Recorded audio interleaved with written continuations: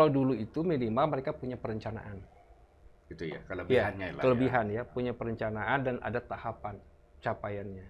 Dan itu kita bisa lihat produk hukumnya itu memang tahun 65, 66, 67 itu keluar undang-undang itu paket pembangunan ekonomi. Semangat proklamasinya kemana? Rakyat itu jadi kuli. Jadi kuli.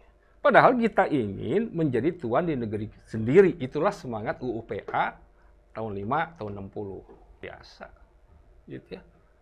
Daerah keseimbangan stabilitas bagus. Apalagi?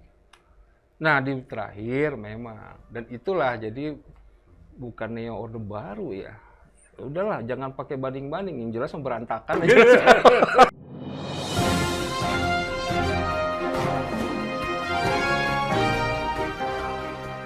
Jumpa lagi di Ruang Publik bersama DDM. Untuk kesekian kalinya saya ngobrol dengan Kang Indra, Dr. Indra Perwira, dosen Fakultas Hukum Universitas Pajajaran, Unpad. Kang In, kita mau ngobrol soal politik hukum di Indonesia. Ini kayak apa sekarang ini? Ya, jadi kita mulai dengan definisi pegangan kita ya. Politik hukum itu adalah kebijakan. Ya, dari penguasa negara tentu ya, tentang arah hendak kemana hukum itu dikembangkan. Ya, di situ tentu ada isi dan bentuknya. Jadi dia arah tentang bentuk, isi, dan di mana dia mau dikembangkan. Jadi bisa nanti itu produknya itu bisa demokratis, bisa otoritarian, bisa semi atau monarki, itu bergantung politik hukum. Nah, kalau kita bicara hukum, politik hukum, berarti selalu ada perencanaan hukum. Ya, jadi hukum itu dibuat berdasarkan sebuah perencanaan matang, berdasarkan analisis kebutuhan hukum. Jadi, dan tentu ada tujuan tadi arah yang apa sih yang kita harapkan. Nah, arah politik hukum nasional kita itu bagaimana membangun satu sistem hukum nasional yang komprehensif, integral, menggantikan hukum kolonial. Nah, kan masalahnya waktu kita proklamasi itu kan memutus hubungan hukum kita dengan pemerintah kolonial ya, itu pasti. Kita ingin bikin sistem hukum sendiri, nggak mau pakai sistem hukum kolonial. Secara ideologis kita tolak. Cuma ada masalah. Masalahnya sistem hukum kita itu hukum adat yang cirinya tidak tertulis. Ya. Jadi kalaupun ada relemen sedikit itu kan hanya sebagian lah. Awik-awik gitu ya, tidak semuanya. Banyak kan tidak tertulis. Dan yang kedua itu kan heterogen. Hukum adat mana yang kita pakai? Jawa nggak mungkin buat orang Bugis ini bisa berbeda. Nah, sehingga akhirnya kita membuat suatu kebijakan. Politik hukum pertama itu di pasal 2 aturan peralihan Undang-Undang Dasar yang mengatakan segala aturan-aturan yang ada langsung berlaku sepanjang belum diadakan yang baru menurut Undang-Undang Dasar ini. Itu pertama. Sehingga Wetboek van Strafrecht, Wetboek van Koophandel, ya KUH Perdata, KUH Pidana, KUH Dagang itu berlaku. Tetap Belanda. Kolonial. Dan secara bertahap kita ganti. Misalkan kita ambil yang Belanda itu menjajah kenapa sih? Aspeknya agraris, kebun. Ya, mereka pengen cengkeh, pengen segala macam. Belanda bikin komoditas itu dari perkebunan karena itu ada tanam paksa ya. Jual macam-macam. Dan kita waktu itu tidak merdeka terasa oleh petani. Karena kita nggak bisa menanam di kebun kita sesuai kehendak kita. Itu tergantung sama Belanda. Kamu nanamnya tebu, walaupun tanah kita. Kan begitu. Jadi kita ingin menjadi tuan di negeri sendiri. Karena itu waktu merdeka disiapkanlah pertama itu untuk mengganti agraris Wet. Yaitu adalah UUPA tahun 60, tahun 560. Itu undang-undang pertama itu cita-cita proklamasi itu ke UUPA. Sebetulnya. Kita ingin menjadi tuan di negeri sendiri. Itu tahun 60. Dari sudut pertanian. Kita ingin punya tanah sendiri. Rakyat jangan hanya penonton. Tapi sekian puluh tahun kemudian sejak kita merdeka, rakyat jadi penonton. Sampai sekarang tanah-tanah malah dikuasai. Iya, Sampai sekarang nggak selesai-selesai. Yang ada penguasaan-penguasaan oleh investor-investor asing, segala macam, ya. Penggusuran-penggusuran untuk infrastruktur dan proyek-proyek strategis nasional. Jadi semangat proklamasinya kemana? Rakyat itu jadi kuli. Jadi kuli. Padahal kita ingin menjadi tuan di negeri sendiri. Itulah semangat UUPA tahun 5 tahun 60. Undang-Undang 5 tahun 60. Kan di situ di pemerintah itu sebagai personifikasi negara itu punya kewenangan. Yang satu mengatur hubungan hukum. Hak kita dengan orang dengan tanah. Apakah hak milik, HGB, HGU itu kan diatur. Nah, pemerintah yang memang punya otoritas menentukan. Kalau diatur semua orang kan kacau ya. Makanya ada otoritas kekuasaan. Oh, ini milik Kang Deddy, ini milik saya. Kan gitu, supaya ada kepastian hukum. Kedua, mengatur peruntukannya. Ini buat apa? Kawasan perumahan, industri, segala macam kan. Ada instrumennya. Land use atau tata ruang lah sekarang. Tata ruang kita punya. Hampir semua punya tata ruang. Yang akhirnya menjadi tata ruang doang. Nggak ada sunsa tata ruang dipatuhi. Provinsi Jawa Barat punya tata ruang. Ini kawasan lindung. Pemerintah pusat bilang ini ada proyek strategis nasional. Tak, nggak bisa apa-apa. Mengalah Jawa Barat. Direvisi disesuaikan dengan maunya pusat. Jadi negara kekuasaan. Negara kekuasaan lagi ini. Nah, jadi politik hukumnya itu kan mestinya begini, hukum itu adalah dia social engineering. Oke. Jadi kita dari masyarakat yang tadinya terjajah, miskin, bodoh, dan papa. Ya, martabat kita rendah, dinyek, gitu kan. Inlander itu tidak lebih bagus dari anjing kan, begitu dulu ya. Nah, kita ingin mencerdaskan bangsa, kan gitu ya. Ingin sejahtera dan ikut serta menjaga ketertiban dunia.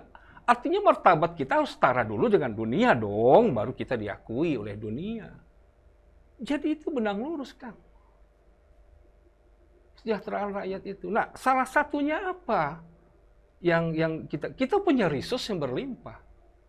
Sumber daya alam, lahan, tanah, laut, segala macam. Kan begitu. Tapi gimana menjelaskan kalau di kota minyak, Balikpapan, saya melihat orang ngantri minyak sampai 100 meter buat jerigen. Itu kemana itu logikanya? Kota minyak.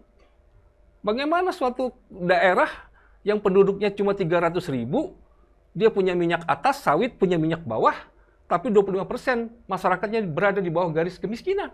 Termasuk hilirisasi, lingkungan masyarakat di sekitar tidak dapat apa-apa. Mestinya sumber daya alam itu memakmurkan rakyat di sekitar. Sekarang enggak, terbalik. Yang gemuk di Jakarta. Ini salah urus namanya. Minum dulu, Kang. Aduh. Makin ngerinya kondisi deh. Nah, jadi hukum itu mengarahkan perilaku. Jadi gini, Kang, logika. Kenapa hukum itu penting? Kalau kita ingin maju, kan kita tanya, kita butuh investasi dong pasti, ya. Kita pengen mimpi gini, oh berarti ini kita butuh investasi ini. Investasi apa? Nah dulu itu namanya ada di GBHN. Garis Besar Haluan Negara dibuat pelita 5 tahunan. Oh disitulah arahan investasi. Di mana tuh investasi? Kita punya tata ruang nasional, provinsi, kabupaten, kota. Kan begitu ya? Terus bagaimana kita prioritasnya? Karena kemampuan kita terbatas. Kita punya APBN, APBD, rencananya, semua di planning, nyambung. Nah, bagaimana perilakunya masyarakat? Kan masyarakat sudah harus berubah, Kang, mengikuti perkembangan itu. Nah, ini nggak pernah disentuh soal behavior. Karena masyarakat dipandang sebagai objek. Bukan subjek yang harus dimanusiakan. Nah, coba gimana nih Anda maunya apa? Potensinya apa? Iya. Ayo kita sama-sama. Jadi jangan membangun, selama ini kan membangun menurut apa yang mereka pikirkan bagus buat kita. Sementara kita nggak pernah ditanya kita butuh itu atau enggak. Kan begitu. Itu problemnya. Oke. Sekarang bisa nggak diberi semacam diferensiasi ya, perbedaan politik hukum, produk Orde Baru dengan politik hukum setelah reformasi. Gitu kan. Kalau tadi kolonialnya sudah Iya. dibahas. Ya di masa Orde Baru itu kalau kita lihat Kak, itu ada struktur begini. Dulu itu kan undang-undang masih lama. Jadi gini, kedaulatan adalah di tangan rakyat, dilaksanakan sepenuhnya oleh MPR, sehingga MPR dianggap penjelmaan rakyat. MPR mengangkat mandataris, mandataris mengeluarkan keputusan presiden, maka keputusan presiden adalah perwujudan kedaulatan rakyat. Karenanya pada masa Orde Baru, semua kebijakan itu dengan kepres. Ada paket Oktober, Pakto, Pakno, segala macam. Itu semua di sana. Sampai suatu kebijakan yang nggak masuk akal. Mopnas. Oh, mobil nasional. Mobil nasional itu kan impor bulat, cuma diganti merek di sini menjadi Nenggala, Cakra, Timor. Itu kan mobil asli, nggak ada komponen sedikit pun, atau bannya atau kabelnya nggak ada. Nah, itu kan menghina akal sehat. Nah, pada saat akal sehat kita sudah terhina betul tahun 98, kita reaksi dulu. Nah, sekarang Kang, negara kekuasaan mungkin sudah, tapi sebelum akal sehat kita dihina, ya masih aman. Masih aman. Nah, kita lihat nanti pertunjukan pemilu ini, akal sehat kita dihina nggak? Saya kira kalau terhina, oh kita nggak pasti dong nggak akan tinggal diam kan, gitu ya. Minimal ya kelas menengah, walaupun jumlahnya sedikit, ya kan karena yang berakal sehat itu yang boleh kita katakanlah mereka. Oke, ada nggak perbedaan politik hukum tadi era Orde Baru dan reformasi? Jadi kalau dulu itu minimal mereka punya perencanaan. Gitu ya, kelebihannya ya, kelebihan ya, punya perencanaan dan ada tahapan capaiannya. Dan itu kita bisa lihat produk hukumnya itu memang tahun 65, 66, 67 itu keluar undang-undang itu paket pembangunan ekonomi.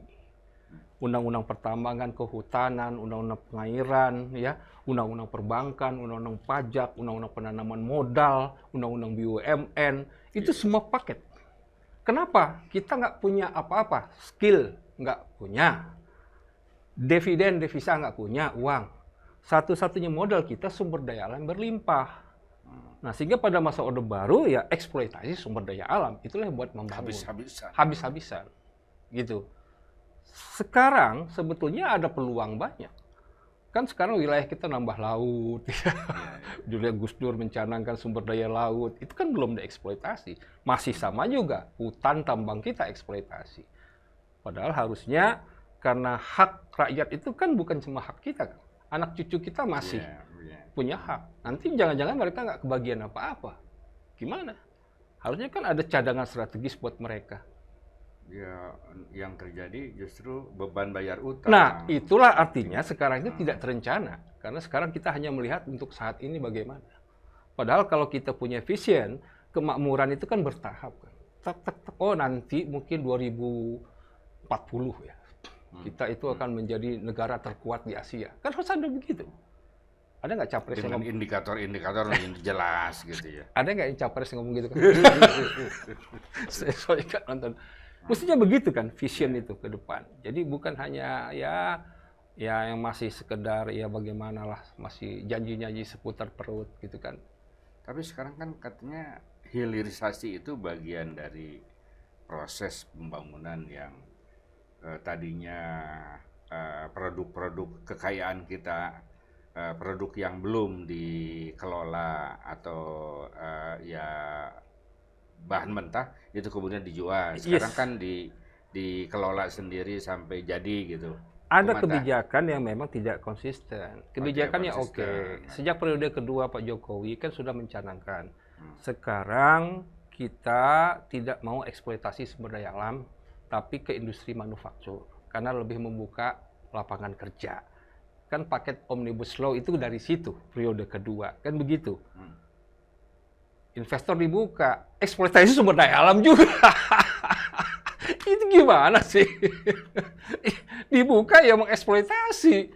Batu bara lah, apa segala macam. Jadi antara kebijakan dengan realisasi itu kadang-kadang ya nggak nyambung ya. Saya itu nggak masalah sih. Artinya buat kita begini. Logika aja lah. Kaltim sama Brunei gedean mana kan? wilayahnya. Maksudnya Potensi sumber daya alamnya luar biasa. mungkin 25 kali lipat daripada Brunei. Coba kalau kita atur banget gitu ya, kan mungkin, waduh, luar biasa lah potensi. Tapi karena kita cenderung sentralisasi kebijakan dan daerah itu hanya ikut saja kemauan penguasa di Jakarta, ya begini. Jadi akarnya itu tadi Kang, ketidakpercayaan ya. Pusat nggak pernah percaya ke daerah, kan gitu ya. Daerah juga sama lah gitu kan.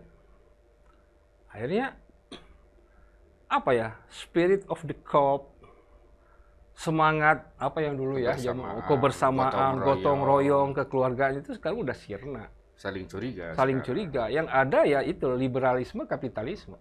Kan persaingan bebas kan. Dalam persaingan itu kan ada yang tersingkir, ada yang ini menang, itu biasa. Nah, bisa disimpulkan gini ya, bahwa politik hukum di era Orde Baru itu sebetulnya memihak para pebisnis lah. Iya. Menterlantarkan atau kurang mengakomodasi kepentingan rakyat pinggiran. Bisa gitu nggak? Masa Orde Baru? Masa Orde Baru? Enggak, Kang. Malah lebih balance. Yang dikejar itu contoh gini ya. Contoh swasembada pangan dulu kan. Nah, kan ya, itu dulu kan. Berarti kan petani yang disentuh dulu. Okay. Ada di asisten TKI Butsi. Dan itu nyata ya? Itu nyata. Dan kita bisa, bahkan kita bisa ekspor pangan. Kan gitu ya. Itu contoh kepetapan. Nah, undang-undang itu tidak banyak Kang dibuat. Dan undang-undang itu kalaupun dibuat itu smooth. Ada mekanisme di luar formal yang ada mereka sehingga kalau ada musyawarah itu mufakat. Padahal itu ada mekanisme sebelumnya pada masa itu. Mufakat yang dipaksakan iya. gitu ya. Ya, artinya pada saat itu kita tahulah. Dewanya satu, Pak Harto. Kan gitu ya. Kehendak beliau oke lah. Sekarang masalahnya setelah reformasi, dewanya banyak dan kita nggak tahu. Tapi sekarang mengarah ke satu juga.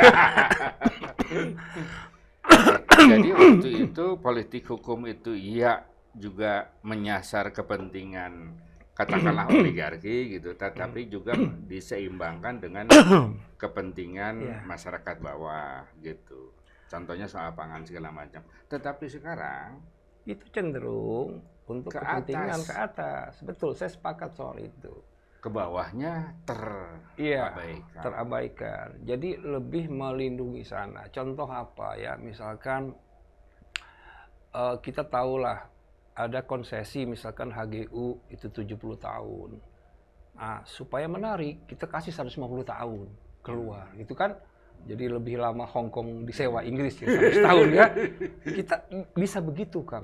Jadi kan berpihaknya ke sana supaya mereka tenang. Investasi. Loh, itu gimana? Itu kan wilayah punya rakyat, Kang. Terlalu lama konsesinya, kapan rakyat mengambil kembali? Menikmati. Ini nggak kepikir sampai ke sana, gitu loh. Jadi yang ada, ya artinya bagaimana lah kita bisa melayani. Sehingga ada sindiran kan banyak ya. Ini kok keberpihakannya pada investor asing, kan begitu ya. Padahal, contoh gini lah, bangun IKN.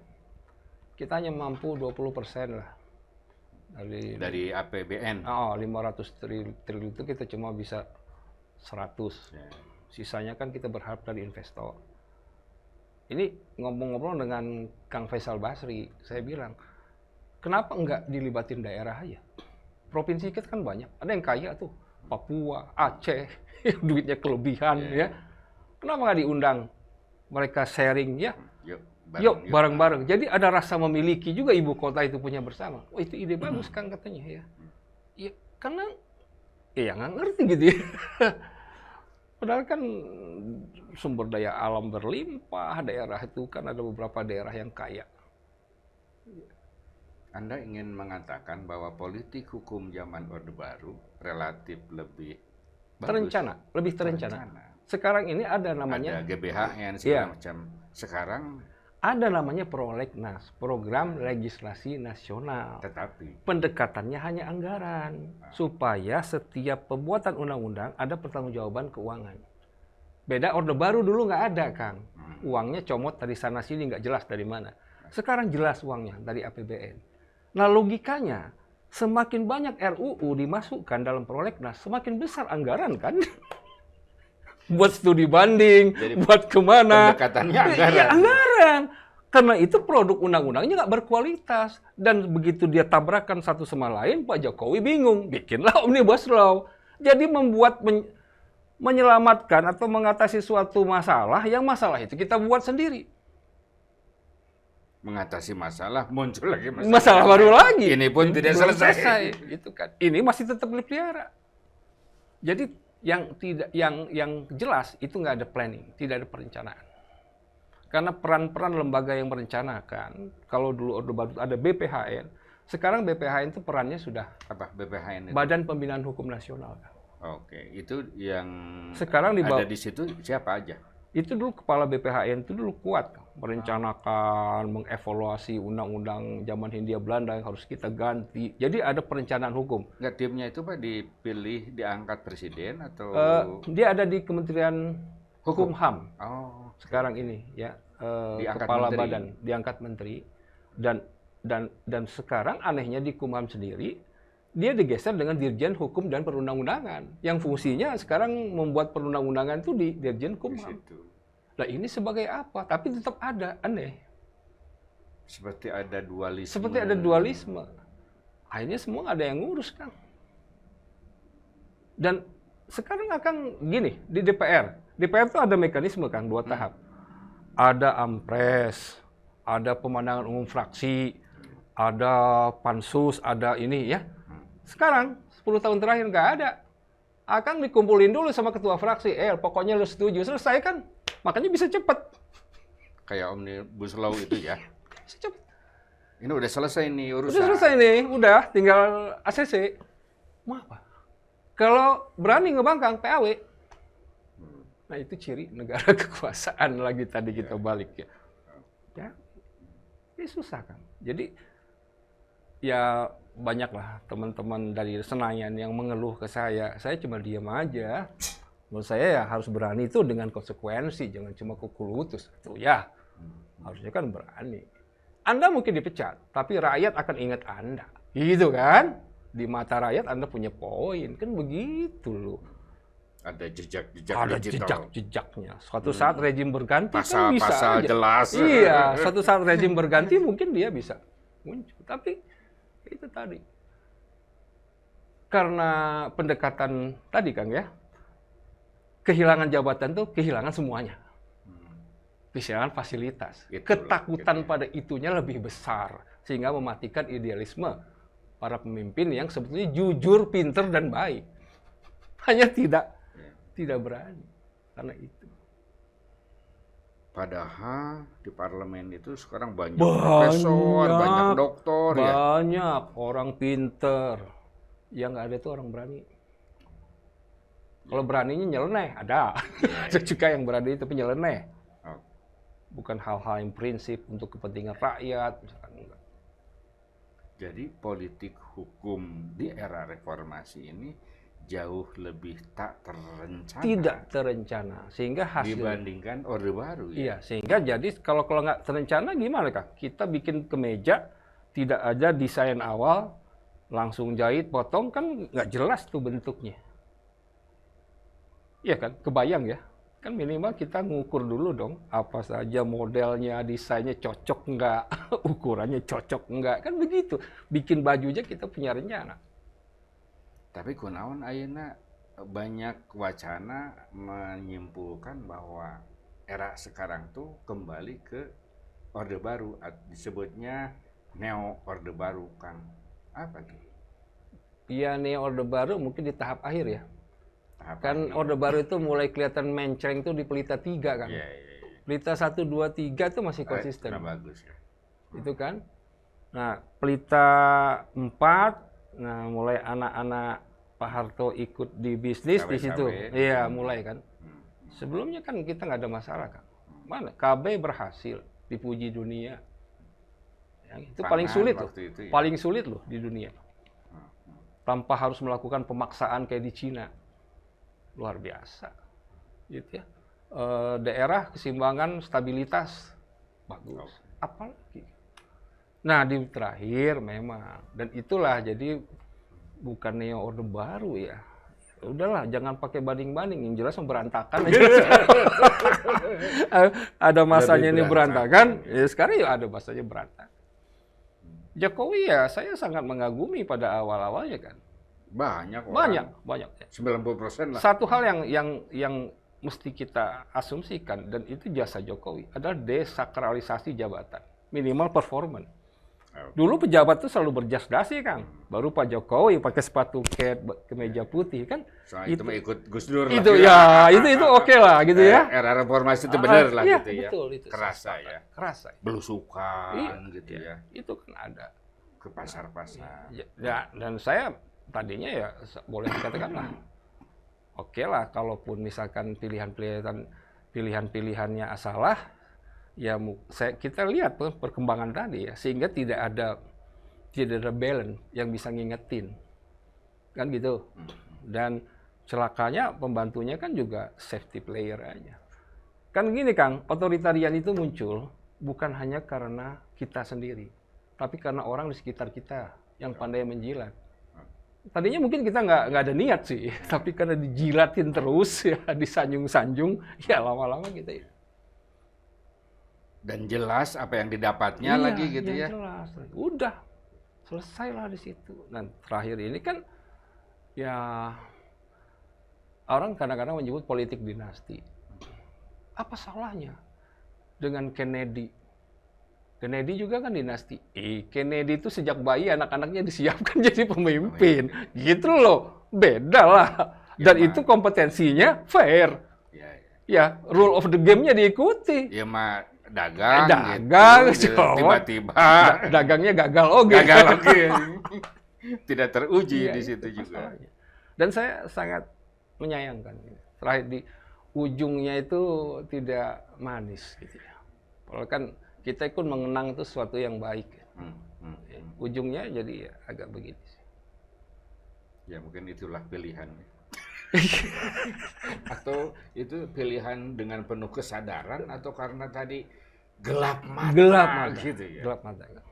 Ada satu ambisi di satu sisi, dia punya suatu mimpi besar buat Indonesia. Salah satunya contoh IKN. Tapi di lain sisi konstitusi membatasi masa jabatan dia. Nah, kan harus ada yang berkomitmen untuk melanjutkan mimpi dia. Itu wajar. Setiap orang mungkin punya pilihan, punya mimpi begitu. Padahal tanpa cawe-cawe juga bisa. Bisa aja. Karena kita kemarin dari capres lain kan sudah berkomitmen, nggak mungkin membatalkan. Itulah investasinya sudah cukup besar. Sayang kan, jadi kayak Hambalang kedua nggak mungkin lah, kan gitu. Sayang. Hanya mungkin fungsi pendekatan tahapannya yang juga yang oleh mereka dikoreksi. Oke Kang, closing statement nih. Apa yang akan usulkan supaya politik hukum ke depan itu semakin baik? Jadi begini Kang. Kita bisa belajar misalnya dari tadi era Orde Baru. Jadi sebetulnya akhir tujuan dari politik hukum itu adalah membangun dan mewujudkan kita sebagai negara hukum yang demokratis. Itu kan?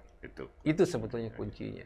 Jadi ya apapun, dan itu kan harus dibuat perencanaan, tapi kita nggak boleh lupa arahnya. Jadi begini Kang, kita itu apa sih yang kita inginkan gitu ya? Apakah perut dulu atau kenyang dulu atau kita diperlakukan adil dulu? Itu kenapa penting semacam GBHN itu tadi kan gitu ya, tahapannya dulu. Jadi jangan dipikir rakyat itu dikasih makan kenyang tenang, belum tentu Kang.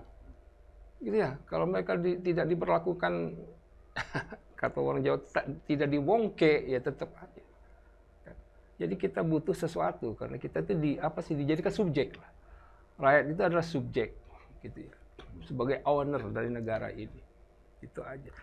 Jadi kalau kita membangun hukum, maka buatlah dia dengan partisipatif yang deliberatif. Itu aja ke depan harapan saya ya. Sehingga betul-betul masyarakat juga, karena ini bagian yang dipikirkan, bagian yang disampaikan kepada penguasa atau kepada pemerintah, ya ini kan bagian dari kesepakatan bersama gitu ya. Nah, mungkin lah kita mau, itu. kan toh kita sudah ikut bikin, jadi tanggung jawabnya sama dong.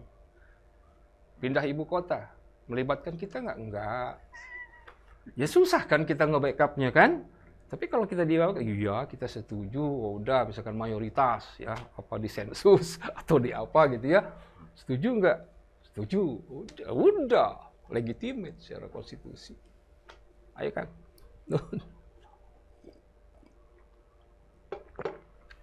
Itulah bincang-bincang tentang politik hukum masa lalu, sekarang, dan ke depan. Mudah-mudahan Pilpres ke depan memikirkan politik hukum yang lebih jelas demi kepentingan publik. Sampai jumpa.